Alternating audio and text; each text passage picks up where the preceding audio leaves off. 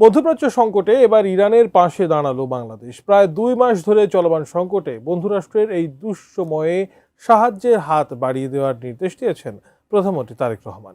এর মাধ্যমে আরও শক্ত হচ্ছে এই দুই মুসলিম দেশের সম্পর্ক। বিস্তারিত জানাচ্ছেন তৌফিকুল আশিক।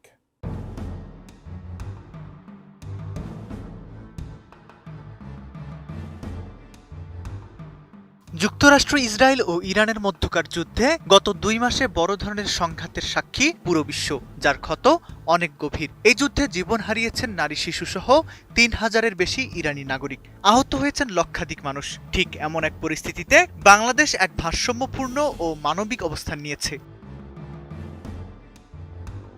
বাংলাদেশ ও ইরানের মধ্যকার সম্পর্কটা কেবল কূটনৈতিক নয়, বরং হাজার বছরের ধর্মীয় ও সাংস্কৃতিক অভিন্ন মূল্যবোধের ওপর দাঁড়িয়ে। তবে এই সুসম্পর্কের মাঝে বড় বাধা হয়ে দাঁড়ায় হরমুজ প্রণালীর নিরাপত্তা। যুদ্ধের কারণে বাংলার জয়যাত্রার মতো জাহাজগুলো মাঝ সমুদ্রে আটকে আছে। 3 বার চেষ্টা করেও হরমুজ প্রণালী পার হতে পারেনি বাংলার জয়যাত্রা, জানিয়ে উদ্বিগ্ন বাংলাদেশ।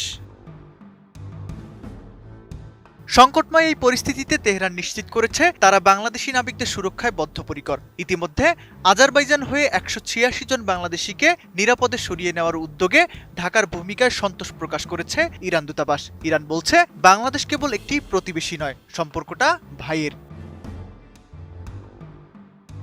এই গভীর সম্পর্কের মাঝে প্রধানমন্ত্রী তারেক রহমানের নির্দেশে ইরানে জরুরি চিকিৎসা সহায়তা পাঠানো হচ্ছে। বৃহস্পতিবার দুপুরে ঢাকায় নিযুক্ত ইরানি রাষ্ট্রদূত জলিল রাহিমি জাহানাবাদীর হাতে এসব সামগ্রী তুলে দেওয়া হয়। বাংলাদেশ রেড ক্রিসেন্ট সোসাইটির মাধ্যমে পাঠানো এই সহায়তার জন্য প্রধানমন্ত্রী গত 6 এপ্রিল নিজস্ব তহবিল থেকে 1 কোটি টাকার অনুদান দিয়েছিলেন। ঢাকায় ইরানি দূতাবাসে আয়োজিত এই অনুষ্ঠানে উপস্থিত ছিলেন পররাষ্ট্র সচিব নজরুল ইসলাম। তিনি জানিয়েছেন, মধ্যপ্রাচ্যের এই রক্তক্ষয়ী সংঘাত আর প্রাণহানিতে গভীরভাবে ব্যথিত বাংলাদেশ। শান্তি আর আলোচনার মাধ্যমেই এই সংকটের স্থায়ী সমাধান চায় ঢাকা। অন্যদিকে ইরানের রাষ্ট্রদূত এই দুঃসময়ে ইরানের জনগণের প্রতি বাংলাদেশের মানুষের সহমর্মিতা ও আন্তরিক সমর্থনের জন্য ধন্যবাদ জানান।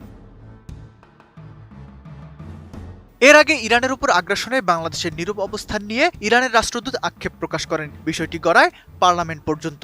এবার প্রধানমন্ত্রী তারেক রহমানের নির্দেশে এই সহায়তা দুই মুসলিম দেশের সম্পর্ককে আরও মজবুত করার ইঙ্গিত দিচ্ছে। চরম এই দুর্দিনে বাংলাদেশের হাত বাড়ানো দক্ষিণ এশীয় কূটনীতিতে এক নতুন নজির।